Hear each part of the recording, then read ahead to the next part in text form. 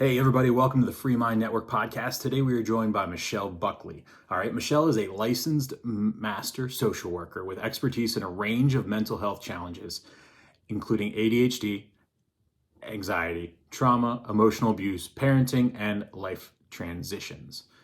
Michelle has made an incredible impact through her counseling work and candid reflections. In this episode, I open up a little bit. I open up a little bit more than I have before. So those of you who have been looking for Nate's story, this is going to be step one in that process. So this episode is a little bit about Michelle and her life story, but mostly you'll get to see Michelle do her work while she gets my story out. And this was an excellent organic conversation.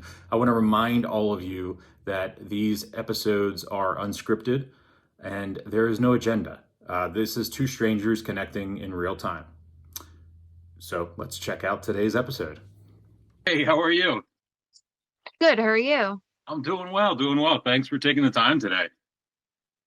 Of course. I kind of feel a bit nervous. Oh, what are you nervous about?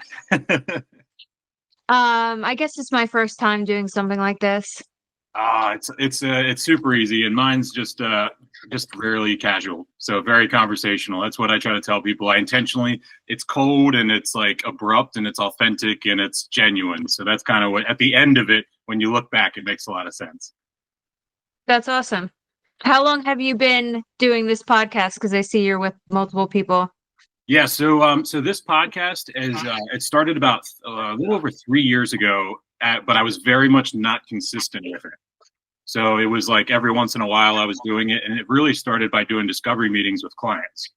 And my questions in my discovery meetings were very personal. And then that kind of started to really, we got an echo here. Let me see if that's on my end. Oh, it might be me. Hold on. Okay. Try again. How about now if I go? Yep, that's perfect. Okay. Yeah. So anyway, it was my discovery meetings. I was asking very personal questions because I was dealing with a lot of emerging brands and small businesses. And I wanted to know the story of how they got there so I could try to decide if the business was actually sustainable and the project was going to be worth it. So a lot of times in my earlier youth, I got distracted by the money. And then I realized that a lot of people can get a lot of money, but they don't mean anything. So I really got down to about 3 years ago, and really in the past 2 years to a year, getting into the personalities of who I work with and using that as my deciding factor, regardless of what the money is. That's very cool. And then that's obviously what led into this. So yeah, I meet strangers on camera, and we just have an organic conversation about their life. And for you, you're in a little bit different situation. So we talked a little bit ahead of time. Usually I don't talk to anybody in advance. I just send them one sentence and it says, I'd love to have you on my podcast, and has a booking link. So ours is a little bit different. I'll give context to everybody as I edit this through, that we had communicated over TikTok and been following each other and things like that. So yours is one where we don't know each other personally, but we've at least been via social media following each other. Yeah, I really liked how your channel represents men and mental health as well, because I feel like men don't talk about feelings and mental health as much. It's almost dominated by females. So it was really nice to see that you touch up on a lot of that in your brand and your podcast. And it comes from a place of sincerity and genuineness from my own experience. I'm 6'3", 250 pounds, tattoos, sleeve, like leg, bald, bearded, and I've been a rugby guy, wrestler, football player, got recruited for wrestling in college. And it's one of those things where I also went through, not from my own like parents or anything like that, but as I left, I began to get that real toxic masculinity. I don't mean that in the very general sense. I mean that it's really existent. It's not some it's not some little thing that we kind of think is an external factor. I mean, it's ingrained into the place where, I can play back in my life, times where very distorted perceptions of reality were put into my head by people who I admired dearly in my personal life. And it superseded my own family instincts that were put into me growing up, because I was like, oh, I need that. That's who I want to be. So I need to be everything about that. And I think that one of the things that drives the podcast is I really want men and women and everybody to realize that the more you continue to grab those external factors and piece together your own personality, you're really not building your own self. And I think that's where I kind of came to a head, where selling alcohol and being a brand in the alcohol industry 2 years ago, coming up on December 26th, I'll be 2 years sober from alcohol. And that was something that I had to do because it was distorting my own personal reality. No, I'm not a purist that thinks everybody needs to quit drinking alcohol, by no means. But for each individual person to assess their life, any sort of substance or any sort of external factor that's negatively affecting your life, which for me, it was an all day, every day drink fest and party every day, and just an avoidance is what I learned later in therapy and everything like that. I was avoiding my whole life. And once I dug into it, I realized how complex it is and how complex people are. And I also realized how non-complex people are not complex. And once I was able to breathe and step back, it is so interesting. Because I used to watch like CIA things where like profile people and learn all the psychology and all this stuff. But really, it took human experience for me to be able to sit back. And now I can just look at somebody and be like, so fake, so fake. And it also at the same time, so fake. And I see why I followed that before. And that's the other accountability piece, is like, I'm not on a high tower preaching to anybody, because it's like, I'm only to be able to say these things because I've been so burned, and also fallen behind because of those distractions. So sorry for the rant. It's something I'm very passionate about. No, So bringing it up. I love to hear it, and I find it very interesting because I believe you mentioned to me that you struggle with ADHD, right? Yeah, so undiagnosed my entire life and stuff like that. And also, just to be very open and honest, it's abandonment issues that I've had through adoption and things like that as well. Oh, wow. Yeah, that's all what I learned in the past 2 years through therapy and things like that. It's interesting because Yeah, you're like, I gotta unpack this one. yeah, just the adoption alone is a very traumatic experience. Even if you get adopted by an amazing family, it's just the whole experience is traumatic. And it's almost like everyone around you thinks that you should be happy that you got adopted by this amazing family. So there's like so much pressure on you to feel happy, even if you don't, feel happy about the family. Are you happy with the family that you got adopted by? Absolutely. And here's the thing. I try to tell people, and it's an uncomfortable thing in my family to talk about. And a lot of times it gets thrown under the rug. And it's also visually confusing because it was a running joke that I was some illegitimate child of somebody within my own family because I look a lot like all of my cousins and stuff like that. So like from a visual standpoint, I don't stand out at all. And so that was also very confusing as a child. And also not being definitively different physically from your family. And then sitting, when everybody talks about, oh, you got that guy's eyes, you got that guy's eyes. And I'm in a huge family. My dad was one of 13 and my mom was one of, I think, 6 or so. And they all had like 4 or 5 kids apiece. And so it was one of those things where it was like, you're always the outsider. And then you look back and I realize how many times people would overly embrace me and include me. And I'm like, and looking back, I'm like, they were just doing it because they thought I felt out of place or whatever else. And I smile about it and stuff like that now. But my dedication and my determination for anything is my story. So it's like, and it's also genetics. So I've had some issues with, like I said, with ADHD and anxiety. The diagnosis is on the ADHD and anxiety and depression now. And where it is though it's managed now because I'm accountable for it. And I understand what it is. And when those thoughts come in my head, I'm able to stop them and then understand and process them as opposed to just reacting to them. And I think that looking back, it's like I have a desire to meet my biological family, absolutely, but it is not in a place of rekindling some relationship or filling some void. I honestly want to sit down and I want to know, how did this happen? Tell me everything, because I'm also big into genealogy and history. So I'm actually like, I want to like connect a few dots there. And then I also want to know what to expect. We all understand that, things are hereditary. And I want to know, when I had kids for 13, 14 years ago, you go to the hospital and you have to give your bio and all your history. And like my wife and at the time, my ex-wife now, but she would fill it out. And her thing was very filled out and mine was just a big X. And that was actually when it hit me the most, I think. And that was like, oh my God, what am I giving these kids? What am I passing on? I don't know. Like if, my family I'm adopted to, there's a big cancer, that's cancer's a big hereditary thing. They all carry that gene and everything like that. So it's one of those things where you kind of wonder, you just wonder. And I don't like wondering.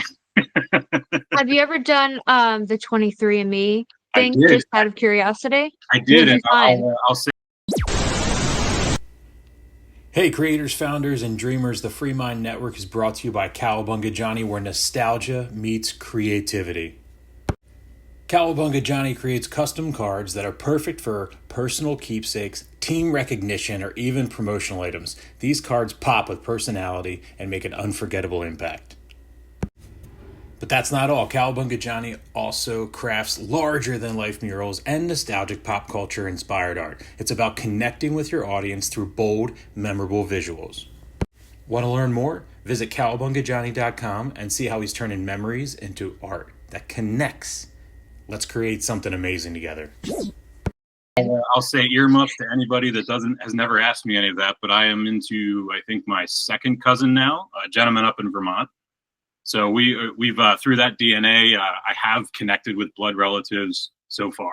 So not direct, just I think their great grandparents shared now. So did you find out anything in regarding your health?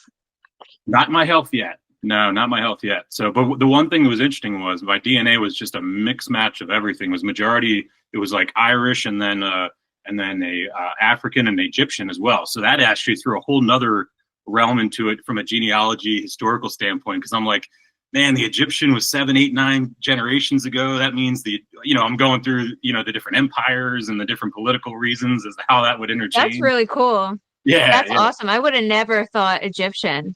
That's so cool.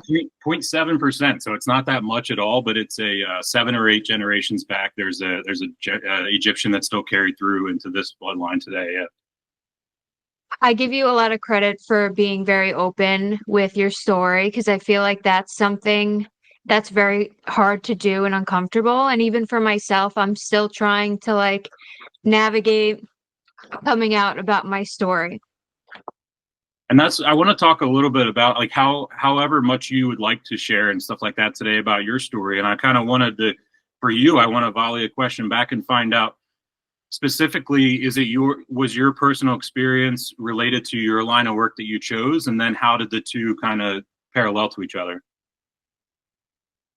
So, many years ago, when I was a child, my parents fought a lot. They got a divorce. It was like a very messy home situation. We experienced a lot of domestic abuse. And growing up, I also became addicted to painkillers because I didn't know that subconsciously I was suffering. I just consciously thought that this was something I wanted to do. This is fun. I didn't know that I was numbing myself for so many years. And then it came a point where I reached this hole and everything just seemed depressing and sad, and I didn't know how to get out of it. And then that led me to getting help. And then once I got help, I was like, wow, this is amazing. This is something that I can see myself doing for others. And then it led me down a path of counseling. And I thought I wanted to do sobriety counseling for the longest time, because I was like, oh, this is what I know the most in. But I feel like that genre, sobriety, is so oversaturated on social media. And so I was like, let me just post a bunch of videos and see what sticks. And emotional abuse and childhood ended up sticking the most with my TikTok. So I've been leaning more towards that. I really enjoy it. I mean, I can definitely relate to it. I feel like all of us have experienced emotional abuse. And even if you feel like you haven't, you have, because there was no education surrounding emotional abuse when we were growing up. That's the number one thing I think that people don't realize is I even had this impression up until I went through therapy that you got over it, you moved on, everybody has their issues and all that. And afterwards, because I saw it all as victimhood, and that's what I saw it as. I was like, they're just victims and they're just making excuses for why they're not propelling and why not progressing. And I've struggled with that in both aspects of the abandonment issues I deal with the adoption, but also with the sobriety too. I went a different path. I couldn't work with AA. It didn't work with me. I went to a 12-week outpatient rehab. It didn't work with me. And I think it really ended up being, to be very honest, it was a mushroom journey in June of 2023. And it wasn't intentionally for recreational. I was by myself, lit a bonfire, and I completely had a revelation. And I'm not telling anybody some spiritual hippy dippy stuff. I mean, I am, a very crunchy person, but this was just me actually being present with myself, as opposed to, I think, something else externally influencing my brain. And I think it was the first moment of peace and clarity that I got to be reflective. And I think that, yes, the drugs obviously helped that. But it was one of those moments where I realized that I actually just had a conversation with my kids. They're 13 and 14 this weekend. And I was talking to them about growing up. And I talked to them about how not dealing with certain things, whether it's anxiety or social issues or anything like that, can just evolve over time. And what I learned was that, all I was doing, and I was working in sales and marketing and things like that, I was just evolving and adapting to every room I walked in so that I could achieve whatever it was I needed to achieve to be successful. And I wasn't manipulating people in a negative way. I had value that I was bringing to them. I wasn't scamming or ripping anybody off, but I wasn't necessarily always being myself. You know what I mean? For certain people, I would hold back my sensitive side. For other people, I'd bring up my aggression side. For other people, I brought my masculinity up. It was very much a multi-piston kind of engine thing that was going on, especially when I was networking. And then now, ever since then, what I realized was I was just empty because I wasn't being myself at all. And I was just being what everybody else wanted to be. And I wanted to be a mirror. And that then made me realize that that's what's led to 2 divorces, what's led to a myriad of relationships. And the divorces, they're all shared experiences, but I know what I did. And I know that it was just unresolved, unhealed things in my life that I just hadn't faced. Yeah. And I think that that's what I want to instill to my kids. And I appreciate what you said too, because I went through a similar path when I first started to get sober. Was really, I wanted to be a counselor as well. But I've always struggled in the sciences of life, as far as learning and test taking and everything like that. So I couldn't maintain the interest level in the science-based things. So what I did was, that's actually, to be more clear about the precipice for the podcast, that's where the podcast also came from, because I was back to being yourself and being authentic. I was I'm not a science-based counselor or anything like that, but I am a storyteller that can inspire other people. And I always have been. And so then that was where I said, okay, I'm going to be very open, which is something my family, I don't think, was very comfortable with initially. And also my industry that I work in is not comfortable with somebody who's selling alcoholic products, but also is sober. And now that duality that people try to understand. And I try to say it's my experience. You know what I mean? It's just not for me, but I think other people should be able to enjoy anything they want in life if it's a positive influence in their life. Have you ever heard of the term a mind trap? But elaborate for the audience on it, yeah. So a mind trap is basically this negative thought pattern that we have that keeps us stuck in a trap. It keeps us stuck in this box of how we should be living our life. And it's really just a way to keep us stuck in this false reality of things that we need to do, but we don't have to do them. And so these people feel like you shouldn't be representing an alcohol brand because you're sober, but who's the judge? Who comes up with all these ideas? What's the evidence behind it? How do we know that? Why can't we try it? What are we scared of? I always I reply when people are open with me about it and they say that. I say, listen, I'll be very honest with you. I've consumed, and this is the truth, because my job was to fly around the country, immerse myself into communities around breweries, find breweries that match distributors, and then set up distribution networks in those communities with those brands to accelerate them for national distribution. My literal job was to just go out and meet new people and try new products and new things. So I tell people, I'm sober, but there's no way 99% of the population of the United States can even consume as many different alcoholic products as I have in my life. I'm sober because I've read the textbook. Mm-hmm. I completed the game. I just realized you took one of your strengths, which is being really good at socializing. And I almost feel like that's the strength of a lot of people who have ADHD. You took that and you leaned into it, and now it's become your superpower. You found a way to make it work.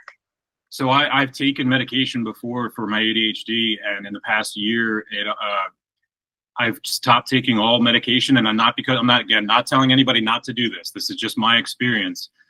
I've found a love for life and a love for human connection that has filled a lot of that void. And yes, I embrace my ADHD as a superpower. I have 4 monitors going at any given time if I'm sitting down and working. Like and it is one of those things where I consider like a 10% loss of efficiency, but a 90% effectiveness of productivity. And I take that all day long. You know what I mean? I'll take the 50 tabs on my monitors open and stuff like that. And I get picked on and I don't care. Because I know that like my 4-hour day is another person's 12. Mm-hmm. You took the long road and it's showing that it's worked for you. Some people, they can't wait and they need change now. And so they take the medication. And that is an extreme. That's what I try to tell people as well. Mm-hmm. I know it's an extreme because it also meant a year of isolation. So I spent an entire year where I didn't walk in or didn't smell alcohol, and I didn't walk into any of those places, and I didn't sell any. I actually took a complete departure of industry and all that. And that was because I didn't know how to socialize around people that were drinking and not want a craving for drinking. So I had to do that. And then, I also had to shave a lot of people in my life and cut out a lot of people in my life. And a lot of it happened organically and some had to happen manually. And I understand completely why a lot of people want that instant gratification, because it is uncomfortable and it is painful and it is tearful. Like I still openly tell people I cry every week and sometimes multiple times a week. And they're like, "Oh, that's weak. What do you, blah, blah, blah." And I won't use the word, but I respond back. It's like, no, I'm actually, cause I'm fucking in tune with my emotions. Cause I'm not I'm not suppressing shit. It's like, and that's what I was before. I could lose it to a damn commercial if it's good enough.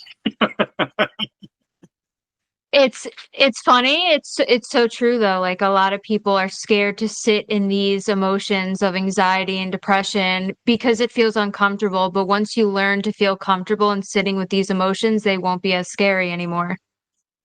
That's exactly it. And it's understanding what they are. And I think that's the number one thing is like, you're not going to nothing stops cravings. Nothing stops, you don't all of a sudden, like I don't tell people, I don't call myself an alcoholic. For me, I believe that is for people that are in the issue. What I call myself is I'm on a sober journey. And that's what it is. It's because it's not, and another thing about it is I don't follow the AA where like, if you relapse, you need to go back to zero.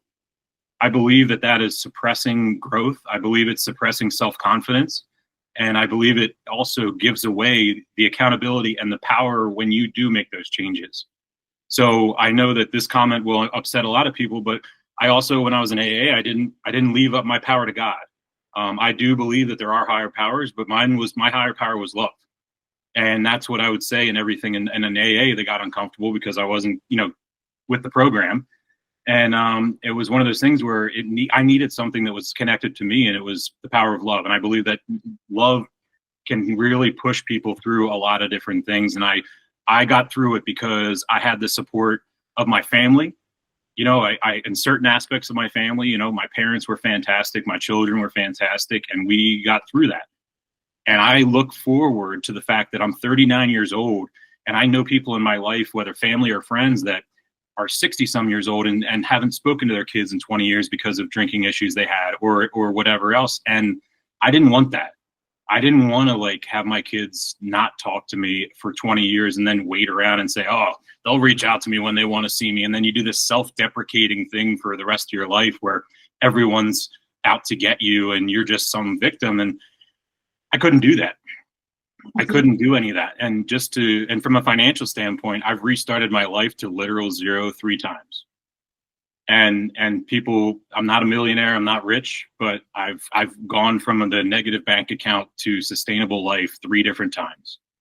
And I'm only 39. I'll do it. I'll probably do it 6 more times. Well, if you don't mind me asking, what was your breaking point? I feel like a lot of us have a breaking point, and that's when we finally decide to push forward with sobriety? What was yours? I'll openly, and I don't say this as it's embarrassing myself. I want to tell everybody for full context because I don't like to whitewash or polish anything. I had multiple times where I was pulled aside by industry people in my life where they've actually had an intervention. So when I was doing sales in the alcohol, I had 3 different restaurants owners get together and pull me into an apartment and have an intervention with me, and that didn't work.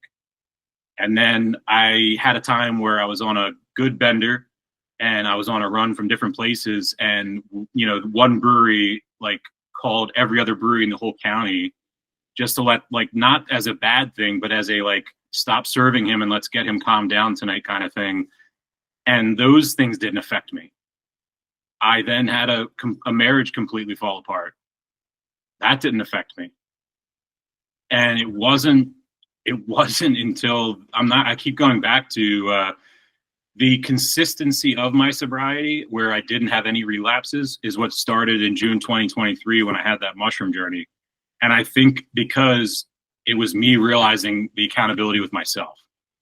And it wasn't somebody else telling me, it wasn't somebody else pointing it out.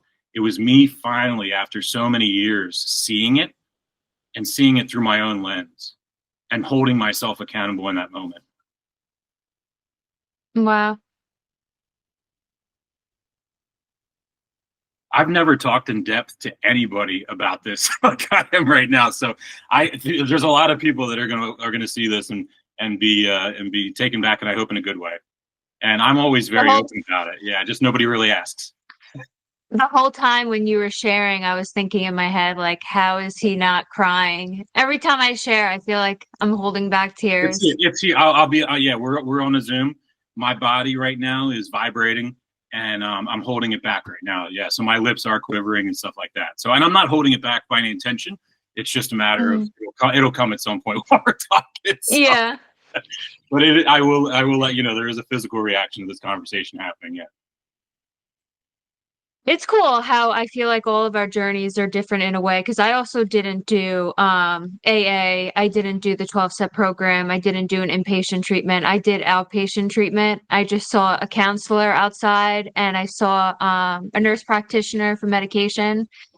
And my breaking point was I ran out, and I realized that I don't know. I guess my breaking point was I felt like I was alone. That's what it comes down to. And it's where I think it's where did you also feel like you were like, if I continue to do this feeling will be my life? Yeah, and I also thought like I was gonna die. Yeah, for me personally, my thing with the medication too was that years ago, I was overly prescribed a lot of anxiety, ADHD, all the medications, while I openly was giving my alcohol consumption volumes to my doctor. And like I was doing 12 beers minimum a day, 7 days a week. And my job was to bring brands into the boardroom, and then I would go out to the bars and everything like that. So I was starting my day at 8 a.m. with samples, lunch, this and this, and then you're at the bars and everybody runs up and, oh, Nate, I want to buy you a beer. And then you're, 8 o'clock at night, you're finally getting home, or 9 o'clock, or maybe it's midnight. And that's exactly when you realize that that the people that are around you during addiction are only there for their own addictions. Yeah, so true. And it's not against them, because you're also just with them for your addiction too. So it's like, it's not I'm better than you kind of thing. It's like, I think it's until you get out of it and you can see that it's just, what's that word? It's kind of like what goes on today in the media. It's like, I don't know the word. I embarrassingly have a degree in public relations and I can't remember the word, but it's like cyclical or circle journalism or something like that, where basically somebody gets an idea and then shares it, and then everybody else buys into it, and then all of a sudden it becomes a fact only because a massive amount of people distributed the communication, but it really was based in nothing. That's what I felt like friendship was in it when I was when I was really heavy and drinking. It was like everybody was just pretending that everything was okay. Yeah. Yeah, it's like once you get sober, you realize, like, did we even have, like, what did we even talk about? Did we have any meaningful, genuine emotional connection here? Or did we just hang out because we were feeling lonely and you were the only person who would drink with me or get high with me? And it's like a false sense of happiness. We just sat there to numb our body and to feel good, but we weren't actually taking anything in that would make our body feel good. There was nothing there that we actually enjoyed. And that's why, like, once getting sober, I'm sure you felt this way too. It was so hard to be in those environments because nothing in that environment made us feel good. The people getting drunk, why would we want to have conversations with them? The environment feels like dark and depressing. Yeah, when you look back, it's like, for me, like, I want to stress again, this conversation is not, we're not projecting on anybody that's sitting down listening to this, drinking a glass of wine. Alcohol is not the devil. It is not what it is. It's just that for certain people, it gets out of hand. And I can think of even moments where I told this story a couple of weeks ago where it's around this time. I was alone, and it was after my first divorce, and it was in the holidays, and I was just floundering. And I actually woke up 2 mornings in a row, like outside of, literally in an alley with like inches of snow on top of me.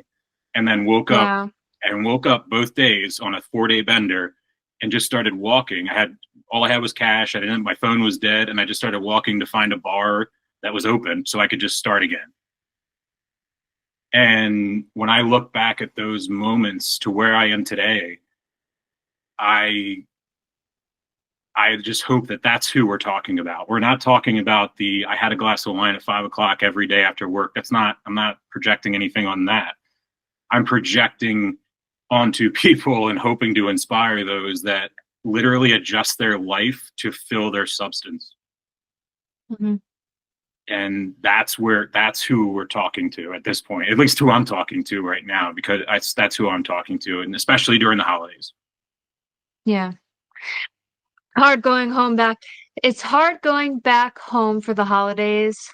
I don't know if it was hard for you, but for me and many of my patients, it was like going back to a toxic environment.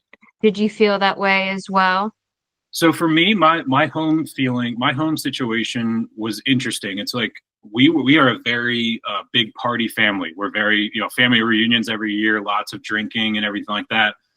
But it's not a toxic environment of drinking. My toxic environment of drinking actually came from what I created in my surroundings and my recreational life with work and things like that. My home family, my parents and aunts and uncles and grandparents are all very supportive of my sobriety and things like that. But on the same side, nothing of anything that they do. What it is for me is I do, when the holidays come, miss basically, I'll tell you this time is, for this past time, I go to bed earlier when I'm around people, when there's parties and stuff like that. So like, I'm good to hang out until like people start getting buzzed up and stuff like that and kind of get drunk. And then I'm like, it's not that I'm comfortable. I'm uncomfortable. It's just like, it just seems like a waste of time at that point, because I'm like, you're not going to remember this. I'm the only one that's going to remember this. And time is, to me, so important that I would rather go send emails for an hour at 10 o'clock at night than sit and talk while somebody else is drunk. Now, if that same person is sober during the day, I will clear my whole schedule. But when people get to a place where they're not going to remember anything, time is wasted for me, and I don't want to be a part of it. Yeah. So that's the way I try to explain it, because I don't want anybody to feel offended by it. Like, it's like, I'm the king of the Irish exit.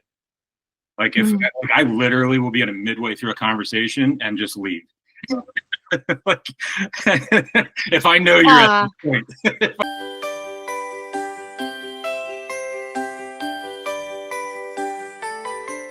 So you're telling me you're going to be able to do a better job than Tom with the camera, even though you've got no arms? Absolutely, Dave.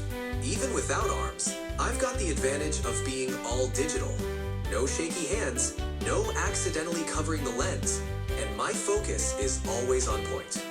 Tom might have arms, but let's face it, when it comes to steady, reliable camera work, I've got him beat without lifting a finger. Thanks, Dave.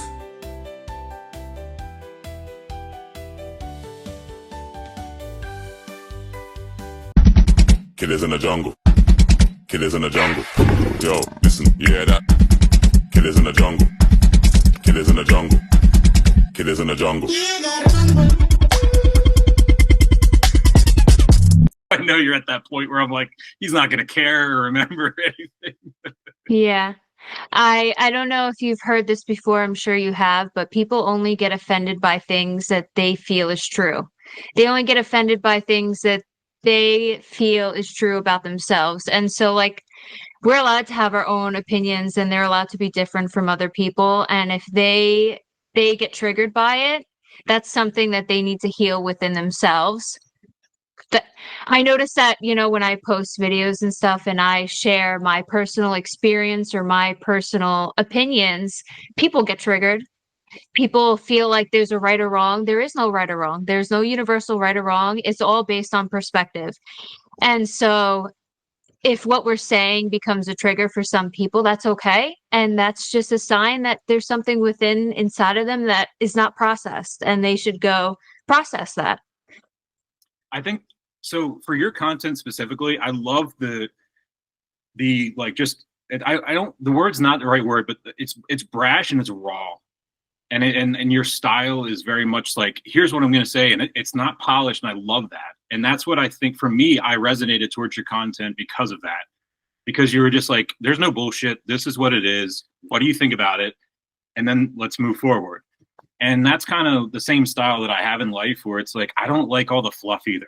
It's like, I don't want to sit here and talk about all these things that really don't matter, when really the core issue, and I'll tell you like a conversation 2 weeks ago, I guess. Yeah, my dad and I had gotten into like a really minor argument, like we're talking about 5 minutes, but it was like an intense 5 minutes.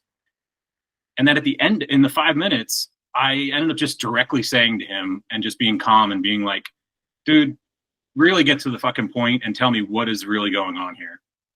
And I've never done that before in my entire life, because when it comes to emotions, my family, we're very supportive, but we have this like boundary of expression sometimes where it's like, we keep things that we think are going to hurt somebody's feelings or make them anxious. And we do a lot of overprotecting of the other person. And that's what I'm trying to say it's from. It's not anything malicious. It's like actually from an intentional positive place, but it's not work. It doesn't work anymore. You know what I mean? It doesn't work as much anymore when you're openly expressing emotions, but you're not really giving the real story as to what it's coming from. And then you're saying all this other bullshit that's completely irrelevant to the core problem. And, you know, at that 5 minutes into that argument, when I said that, he finally just opened up about what it was. And it was a health thing that he had that had nothing to do with anything we were talking about. And what I said to him in that moment was, he was like, he was apologizing. He's like, I'm so sorry we yelled. I'm so sorry we cursed at each other. And I said, you know what? I'm not. I said, we needed to get that out. And we also needed to figure out that we had to change. And we talk about rock bottom and things like that, like where things change and what is that transition time. That was it for us, where it was like this bullshit of like suppressing what's really going on. It's like, I looked at him in the eye. I said, I'm not your 12-year-old son. I'm your 39-year-old, like, father of your grandchildren that has been in those positions of health. And the more we share these things with each other, the more we can be connected with each other and not have these barriers and not misunderstand people, is what I want to say too, because I want to go back to when I interview people or I hear people's stories about, and a lot of it we hear in rehab and things like that, where somebody's sitting around in the folding chair and they're talking about, they haven't talked to their kid in 20 years. And I just say, why the fuck don't you pick up the fucking phone? And that's the shit that pisses me off, because not most people, let me rephrase, but there are people that will have a 5-minute conversation with their children or their parents and then not speak to each other for 10 years. Mm-hmm. And it really, most times, doesn't have anything to do with what the fight was about. Yeah. And that's when I go back to time, and I go back to how people don't make time as precious as it is.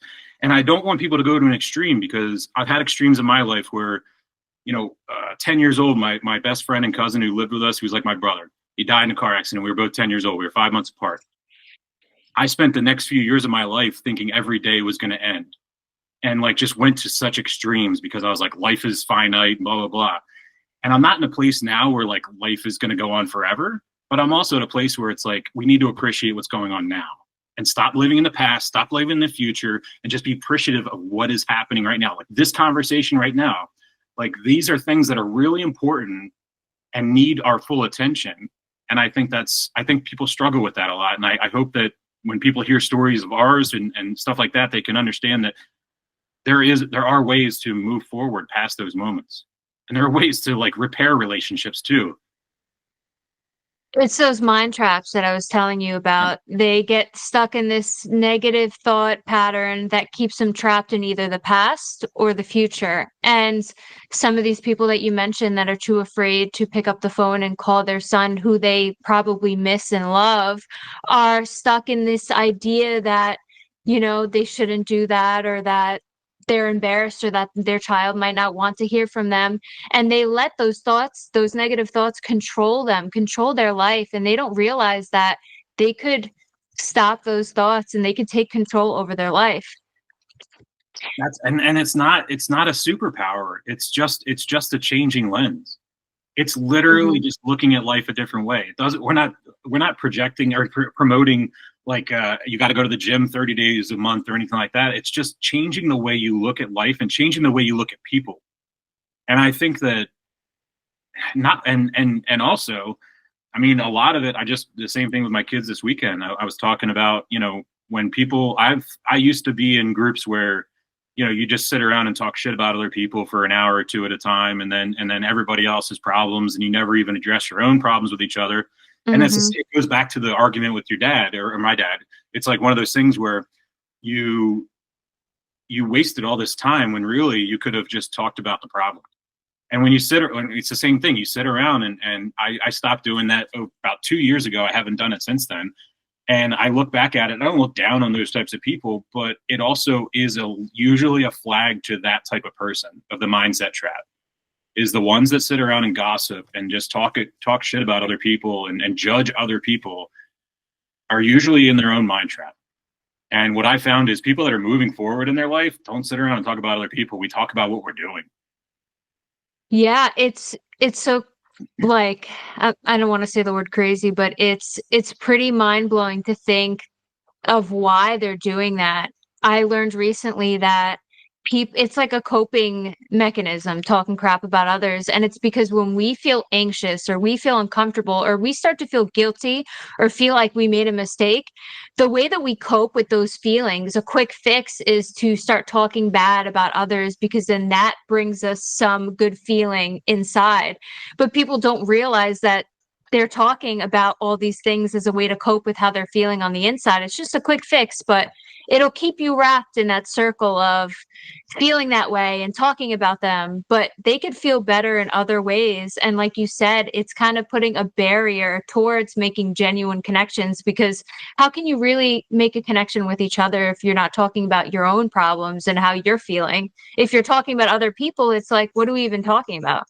Well, it's also, I guess, like I'm not sure how old you are, but I'm 39 years old, and it's also kind of reflective of my life now as we learn about everything I grew up with in pop culture that we used as lessons and teaching guides and all the shows and everything like that. And not everything. Let me say there was a lot of good things, but it's very also looking back now at the real people that were creating those moments and those memories and experiences for us. Some of those real people were horrible human beings, and we didn't know that. And we didn't know that because we followed what was being presented to us. And we didn't have this social media world where everybody looks at social media as a bad thing, but actually social media filters out the assholes, because it's very obvious when you're on social media, when you're being staged and when you're being scripted. Like, one of the things is, like, that's why I have no scripts on anything I do. I intentionally put ads out where I mispronounce things, and I get comments like, yo, you fucked up that word. I'm like, I know. Yeah. And then I say to them, I say, guess what? The trap worked because you just engaged with me. Because that's the whole point. That's what it is. It's me being real and you being real back. Like, yeah. So true. I noticed that within my my videos as well. Hold on, let me lower down my lighting. I just noticed it's so bright. So if you go back to when I first started, all my videos are like very set up. and it almost looks like I'm reading from a script and I'm just staring into the camera, and it just feels uncomfortable watching the video. And then my new videos now, I'm just like, wow, like in my car, like, moving around, and I'm like, I don't know who wants to watch this crap, but it seems like they would rather me do this than sit in front of a camera and spend all this time trying to make it look good. That's exactly it. Yeah, I go back to even a year ago. If you go back to a year ago into my stuff, it's like, it's not good. And it's not good in the sense that it just wasn't me. You know what I mean? Yeah. I was trying to be serious, even in my podcast. Like I'll do it in a thing here where my intro used to be, "Hey everybody, welcome to the FreeMind Podcast." Like literally that was it. And because that's what I thought. And I go back to that pop culture thing, and I go back to something I learned in therapy where, my obsession with pop culture and sitcoms and dramas and movies and entertainment, it directly reflected what I expected in life. And I think that's where on the back end of life now in adulthood and everything like that, I look back and I'm like, I'm glad that the kids aren't as attached to shows ongoing and stuff like that, because I see, and I'm losing the term and you might be able to help me, but when sitcoms and shows become kind of your parent and your education of how life should be, there was some terminology I learned in therapy that was very common with adopted kids, I guess is what I'm getting at. We're adopted kids. Wow, interesting. Yeah, we have like very over the top obsessive connections to entertainment. So for me, like all joking around about, like a lot of people joking around about the P. Diddy stuff and all that, but for me, it's like a personal deceit. It's a personal deceit to know that like the people that were orchestrating lessons and different things and influencing us were allowed to directly influence us, while also completely destroying other people's lives.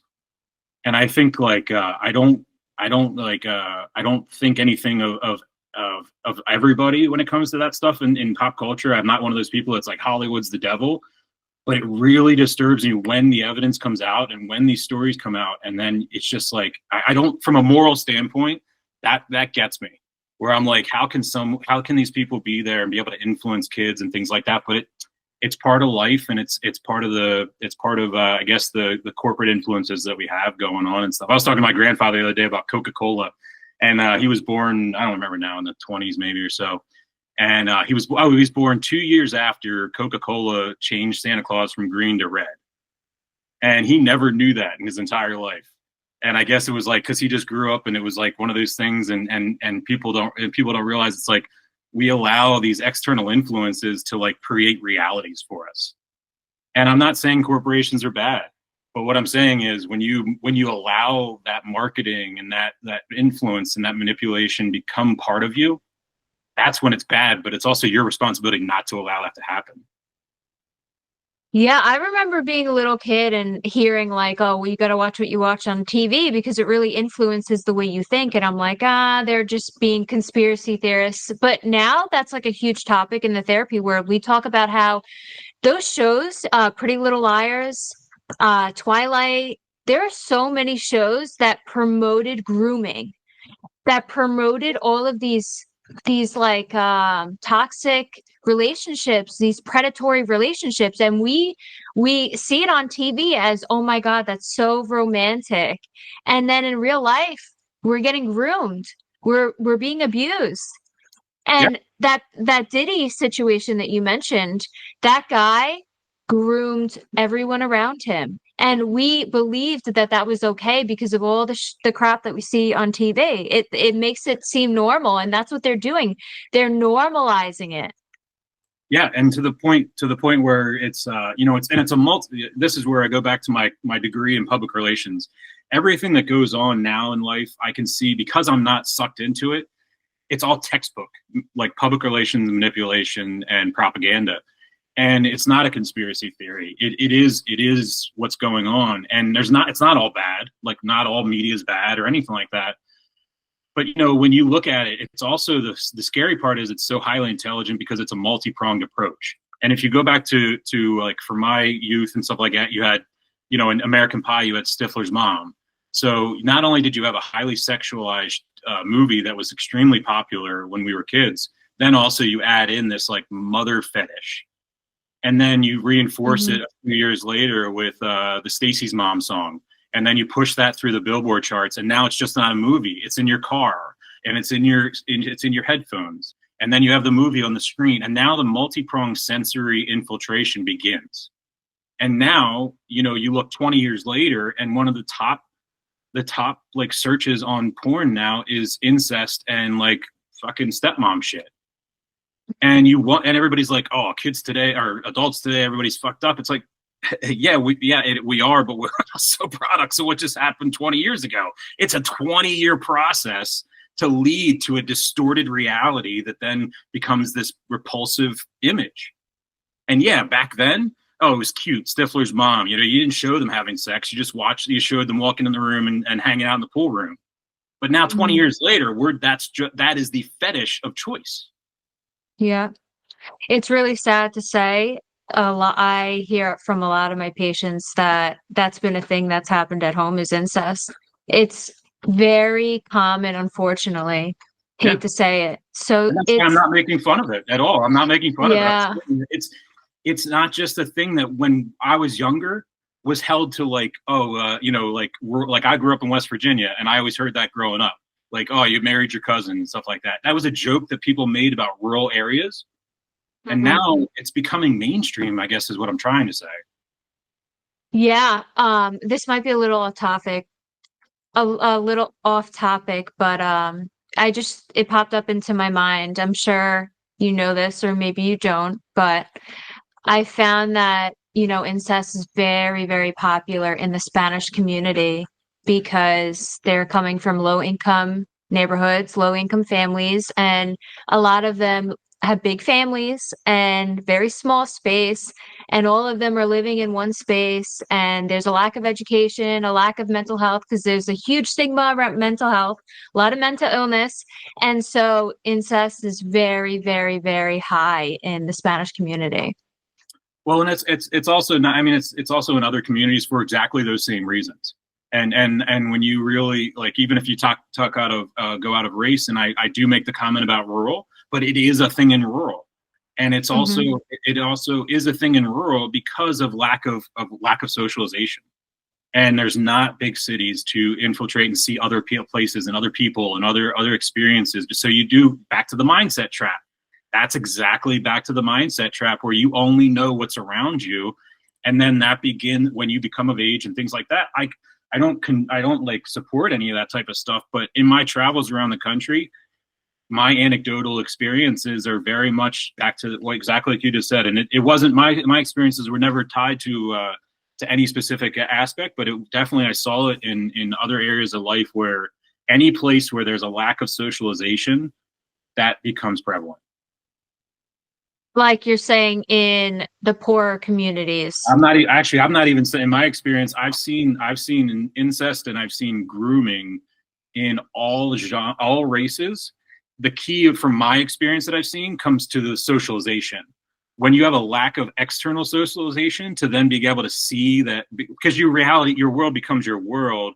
And if you don't have other positive influences outside to like basically go back to my theory, I've never told anybody this, but it's my water cooler theory that post-COVID, conspiracy theories went on the rise because we no longer were standing around the water cooler talking about what shows we watched the other day and be able to get checked, so to speak, as far as when you're kind of going a little down the rabbit hole. We don't have that anymore. And I think that's my theory, my personal theory is that's what accelerated conspiracy theories, because everybody was allowed to go down their own rabbit hole. Take that same exact thing, eliminate, social media, and like you said, to a rural, which sometimes can be more poor, but it's a lack of access to socialization, empathy, authentic connection. And when your only authentic connections, like you said, are your own family, I'm not surprised to hear that would be a statistic for any race. You know what I mean? Or any social class as well. I think it comes down to socialization. Yeah. And I think, unfortunately, that's the scary part, because we are heading into a direction of society where socialization is becoming less and less. And people in real life are not connecting. They're not looking at each other. They're not waving while they're driving. They're not saying hi in the street. Everybody's heads are down on their phones with their earbuds on. And when you're only absorbing your algorithm in your life, you're going to be in that mindset trap. Killers in the jungle. Killers in the jungle. Yo, listen, you hear that? Killers in the jungle. Killers in the jungle. Killers in the jungle.